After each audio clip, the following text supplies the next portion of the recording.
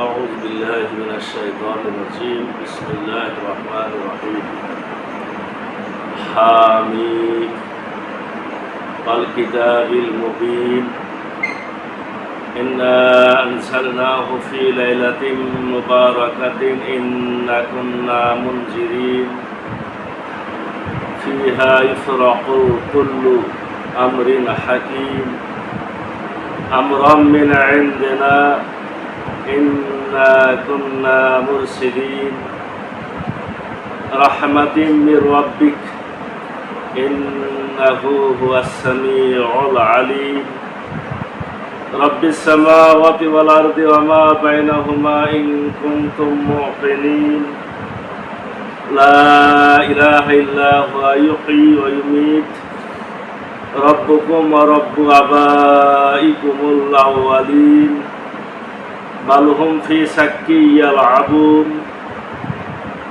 فارتقب يوم تأتي السماء بدخان مبين يغشى الناس هذا عذاب أليم হামিম সুস্পষ্ট কিতাবের শপথ নিশ্চয় আমরা এটা অবতীর্ণ করেছি এক বরকতময় রাতে নিশ্চয় আমি সতর্ককারী তাতে অর্থাৎ এ রাতে পৃথক করা হয় প্রতিটি প্রজ্ঞাময় বিষয় আমাদের আদেশক্রমে নিশ্চয় আমি রসূল প্রেরণকারী তোমার প্রতিপালকের পক্ষ থেকে অনুগ্রহ স্বরূপ নিশ্চয় তিনি সর্বশ্রোতা ও সর্বজ্ঞানী যিনি আকাশসমূহ পৃথিবী এবং তাদের মধ্যবর্তী সব কিছুর প্রতিপালক যদি তোমরা নিশ্চিত বিশ্বাসী হও তিনি ছাড়া কোনো ইলাহা নেই তিনি জীবন দান করেন এবং মৃত্যু ঘটান তিনি তোমাদের প্রতিপালক এবং তোমাদের পূর্বপুরুষদেরও প্রতিপালক বরং তারা সন্দেহের বশবর্তী হয়ে খেলায় মগ্ন অতএব তুমি অপেক্ষা করো সেদিনের যেদিন আকাশ স্পষ্ট ধোঁয়াচ্ছন্ন হয়ে আসবে আর তা আবৃত করে ফেলবে মানব জাতিকে এটা হবে এক যন্ত্রণাদায়ক শাস্তি সূরা আদ-দুখান সূরা আদ-দুখানের আমরা প্রথম 11টি আয়াত তেলাওয়াত করলাম অর্থ বললাম এই সূরাটা মক্কি সূরা আল্লাহ রসুল সাল্লাল্লাহু আলাইহি ওয়াসাল্লামের উপরে মক্কায় নাজিল হয়েছে তবে শান নজুল আলোচনা করলে আবার মনে হয় যে আল্লাহ রসুল মদিনায় যাওয়ার পরও নাজিল হয়েছে তবে উদ্দেশ্য হলো মক্কার লোকজন আর দুখান শব্দের অর্থ হইল ধোঁয়া ধূম্রকুণ্ডলী কিয়ামতের আগে গোটা দুনিয়া ধোঁয়ায় আচ্ছন্ন হয়ে যাবে এতে মুমিনদের যারা ঈমানদার তাদের সর্দি কাশির মতো সামান্য কষ্ট হবে কিন্তু বেঈমান মুনাফিক মুশরিক তাদের জন্য ভয়ঙ্কর আযাব যন্ত্রণা হবে এই দুখান অর্থ ধোঁয়া এই শব্দটা আছে এই সূরার আমরা এখনই তেলাওয়াত করেছি সেটা হলো 10 নম্বর আয়াত এখান থেকে দুখান রাখা হয়েছে আবার আরেকটা বর্ণনা হলো এই দুখান বলতে মক্কার লোকদের একটা দুর্ভিক্ষের কথা বলা হয়েছে আল্লাহ রসুল হযরত মুহাম্মদ সাল্লাল্লাহু আলাইহি সাল্লামকে মক্কার লোকেরা 3 বছর জেলখানায় রেখেছে তাদের সময়ের জেলখানা তো এই 3 বছরের পরিবর্তে রব্বুল আলামিন তাদের উপরে 7 বছরের দুর্ভিক্ষ চাপাই দিয়েছিলেন আল্লাহ রসুল হযরত মুহাম্মদ সাল্লাল্লাহু আলাইহি সাল্লাম আল্লাহর কাছে দোয়াই করেছিলেন হে রব্বুল আলামিন এরা আমার কথা শুনছে না তুমি এদেরকে ধ্বংস করো না তবে এদেরকে ইউসুফ আলাইহিস সালামের সময়ের মানুষদের উপর যেভাবে তুমি দুর্ভিক্ষ চাপায় দিয়েছিলে এরকম দুর্ভিক্ষ চাপায় দাও যাতে করে তাদের মনটা নরম হয় আল্লাহর দিকে ফিরে আসে আল্লাহর কাছে দোয়া আল্লাহ রসুল করেছিলেন। তো রব্বুল আলামিন তাদের উপরে দুর্ভিক্ষ দিয়েছিলেন। দুর্ভিক্ষটা কিভাবে এসেছিল সে বর্ণনাটা হলো আল্লাহ রসুল হযরত মুহাম্মদ সাল্লাল্লাহু আলাইহি সাল্লাম 3 বছর জেলখানা থেকে বের হওয়ার পরে আর মাত্র 1 বছর মতো মক্কায় ছিলেন। এই সময়টা তার জীবনের কোনো নিশ্চয়তা ছিল না, যখন তখন তাকে হত্যা করতে পারে, খুন করতে পারে, এরকম একটা অবস্থা। আল্লাহ রসুল মদিনা চলে গেলেন। মদিনায় হিজরত করার পরে আপনার এই সুমামা ইবনে আসাল এরকম একটা লোক, এই মুসাইলামাতুল কাজ্জাব ইয়ামামা, পরবর্তীতে ভণ্ড নবী দাবি করেছিল, এই লোকটা আল্লাহ রসুলের কাছে যে আপনার অনুমতি চাইছিল যে আমি ইসলাম গ্রহণ করব। চুক্তি হলো যে আপনি এখনই ঘোষণা দেবেন যে আপনার মৃত্যুর পরে আমি নবী।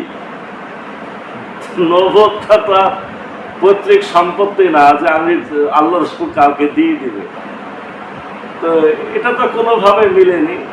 তখন তার খুব রাগ হয়েছে। রাগের কারণে সে সুমামা ইবনে আসাল, এই লোকটা হলো কোন এক এলাকার সর্দার, দুর্ধর্ষ মানুষ, এই সুমামা ইবনে আসালকে মদিনাতে পাঠাইছে আল্লাহ রসুলকে হত্যা করতে। সে আল্লাহ রসুলকে হত্যার জন্য মদিনা চলে গেছে। মক্কা তো হয়নি, এবার মদিনায় গেছে।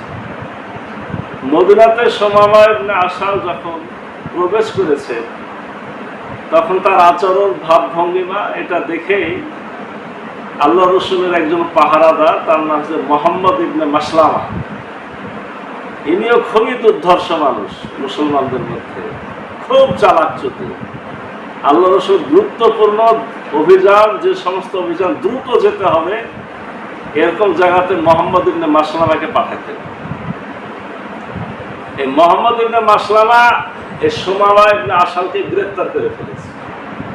বুঝে ফেলেছে এই লোকের উদ্দেশ্য ভালো না। গ্রেফতার করেছে, একবারে আপনার বন্দী করে আল্লাহ রসুলের সামনে হাজির করেছে। আল্লাহ রসুল সাল্লাল্লাহু আলাইহি সাল্লাম বুঝতে পারলেন যে হ্যাঁ, এই লোক খুন করার জন্য এখানে এসেছে। বললো যে ওকে এতে বাইধে রাখো, মসজিদে নববীর আপনার খুঁটির সাথে বাইধে রাখো। ওকে 3 দিন ওখানে বাইধে রাখা হয়েছে। আল্লাহ রসুল হযরত মুহাম্মদ সাল্লাল্লাহু আলাইহি সাল্লাম আসলে তার নিয়াতে যে এরকম মানুষও যাতে ইসলাম গ্রহণ করে, এটা আল্লাহ রসুল ইচ্ছে। আল্লাহ রসুল কাউকে সহজে এমনি এমনি হত্যা করেন। আল্লাহ রসুল সাল্লাল্লাহু আলাইহি সাল্লাম চেয়েছে যে এই লোকটা আমাদেরকে দেখুক, সাহাবায়ে কেরামের আচরণ দেখুক, নামাজ কালাম দেখুক, দেখে যদি মনটা নরম হয়। সুমামা ইবনে আসালকে বেঁধে রাখার পরে আল্লাহ রসুল সাল্লাল্লাহু আলাইহি সাল্লাম প্রথম দিন তার সামনে দিয়ে গেলেন মসজিদে, আর বললেন সুমামা ইবনে আসাল, বলো তোমার আমি কি করতে পারি? তখন স্পষ্ট উত্তর দিচ্ছে যে আমি আপনাকে হত্যার উদ্দেশ্যে এসেছি, আমি ব্যর্থ হয়েছি, আপনি আমাকে হত্যার, যেহেতু আমি ষড়যন্ত্রকারী, আপনি আমাকে হত্যা করতে পারেন, এটাই ইনসাফ, আপনি আমাকে হত্যা করেন। আর যদি আপনি আমাকে ছেড়ে দেন, আমি কি করব সেটা আপনাকে বলবো। যদি ছেড়ে দেন কি করব সেটা আপনাকে বলবো না। আল্লাহ রসুল চলে গেলেন। দ্বিতীয় দিন আবার, কি সুমামা, আমি কি করতে পারি? ইয়া রাসূলুল্লাহ, আপনি আমাকে খুন করেন, আর যদি ছেড়ে দেন আমি উত্তম কিছু করব, সেটা আপনাকে বলবো না। আল্লাহ রসুল সেদিনও কিছু বললেন না। তৃতীয় দিন আবার আল্লাহ রসুল তার সামনে দিয়ে গেলেন, একই উত্তর দিল। আল্লাহ রসুল বললেন যে ছেড়ে দাও, একের সুমামাকে ছেড়ে দাও। যেমনি ছেড়ে দিয়েছে, একের সাথে সাথে কালামে শাহাদত পড়ে মুসলমান হয়ে। এখন ঘটনা হলো, এই 3 দিন কেন বন্দি অবস্থায় বলল না যে আমি ইসলাম গ্রহণ করব? তার কথা বন্দি অবস্থায় ইসলাম গ্রহণ করবে, এই কথাটা বলা তো একটা বোকামি। ধরা পড়েছি তাই আমি মুসলমান হচ্ছি, এখন আমি স্বাধীন, আমাকে ছেড়ে দেওয়া হয়েছে, স্বাধীনভাবে ইসলাম গ্রহণ করলো এবং আল্লাহ রসুলকে বলল যে ইয়া রাসূলুল্লাহ, আপনি ছিলেন আমার কাছে দুনিয়ার সব থেকে নিকৃষ্ট ব্যক্তি, আর আজকে আপনি হলেন দুনিয়ার সব থেকে আপনি আমার কাছে উৎকৃষ্ট ব্যক্তি। আপনাকে মক্কার লোকেরা যে কষ্ট দিয়েছে, আমি তার প্রতিশোধ নিতে চাই। সেটা কি, আমার এলাকার গম দিয়ে তারা চলে। নাজরানের লোক ছিল, মনে হয়েছে এ লোকের বাড়ি ছিল নাজরান, নাজরানের সে সর্দার ছিল। আমাদের গম দিয়ে মক্কার লোকেরা খাদ্য খায়, আমি এখন থেকে আপনার অনুমতি ছাড়া তাদেরকে এক ফোঁটা গম দেব না। মানে বয়কট, অর্থনৈতিক বয়কট। তো এই সুমামা ইবনে আসাল এই গম দেওয়া বন্ধ করেছিল। এক গম দেওয়া বন্ধতে মক্কার লোকেরা আর খেতে পেত না। এমন অবস্থা হয়েছিল তাদের, বলা হয়েছে মরা পশুর চামড়া, আপনার হাড্ডি, এগুলা সিদ্ধ করতো অযথা, গরম পানি সিদ্ধ করে পানি। এমন ভয়ঙ্কর অবস্থা হয়েছিল। আর শরীর এত খারাপ হয়েছিল যে তার আকাশের দিকে তাকালে তাদের চোখে যেন মানে অন্ধকার দেখত। এই চোখের অন্ধকারের একটা শব্দ না হয়েছে দুঃখা। এখান থেকে বলা হয়েছে যে তাদের উপরে গজব এসেছিল, এই গজবটাকে রব্বুল আলামিন দুখান করেছে। সর্বশেষে সমাধান কিভাবে হয়েছিল? একেবারে আবু সুফিয়ান মদিনা চলে গেল। আবু সুফিয়ান তখন মক্কার নেতা। আপনার কোন সূত্রে গেলেন? আবু সুফিয়ানের মেয়েকে আল্লাহ রসুল বিবাহ করেছিল। ওটা আর একটা ইতিহাস। সরাসরি আবু সুফিয়ানের মেয়েকে বিয়ে করেছেন, ব্যাপারটা এরকম ছিল না। আবু সুফিয়ানের মেয়ের স্বামী ইসলাম গ্রহণ করেছিল এবং উম্মে হাবিবা তার নাম, এবং তাকে নিয়ে হাবশাতে হিজরত করেছিল। ওই লোকটা হাবশাতে যে খ্রিস্টান হয়ে যায়, মুসলমান খ্রিস্টান হয়ে যায়। এখন এই ধরেন উম্মে হাবিবা সহ দুইজন মিলে গেছে হাবশা। এখন এই মহিলা বিদেশে যে কি করবে একা একা?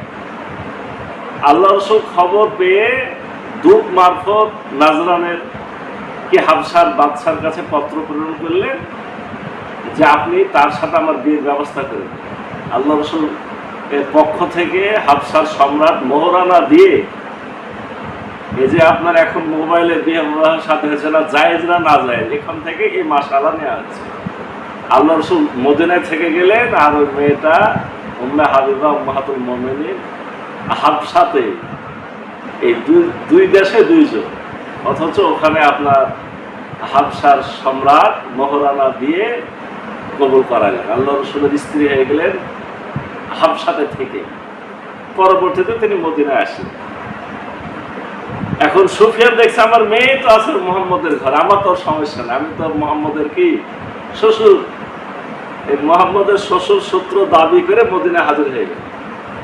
এটা বড় ঘটনা। আল্লাহ রসুল ঘরে যেয়ে বসলো, আপনার বিছানার চাদর সাথে সাথে উম্মে হাবিবা সরাই নিয়েছে যে মোহাম্মদের বিছানায় বসবে, এটা জায়েজ না না জায়েজ? ও তো মুশরিক।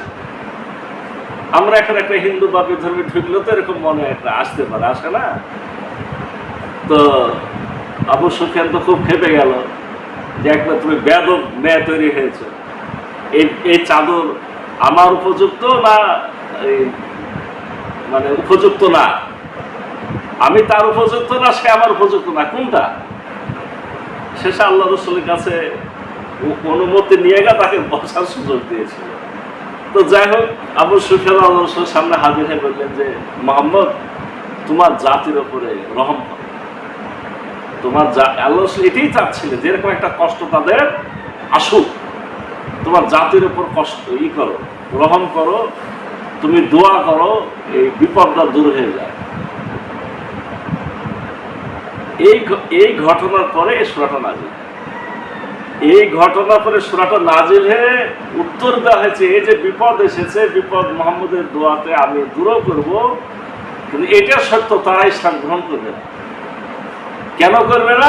এর আগে এই ঘটনা এই সূরাতে আবার এসেছে যে ওই বনী ইসরায়েলীদের নবী মুসা ওই ফেরাউন বারবার বিপদে পড়ে মুসাকে দোয়া করতে বলেছিল।